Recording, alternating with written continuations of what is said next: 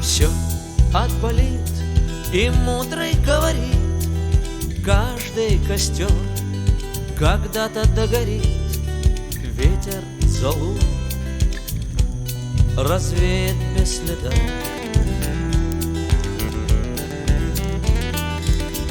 Но до тех пор, пока огонь горит, каждый его по-своему хранит.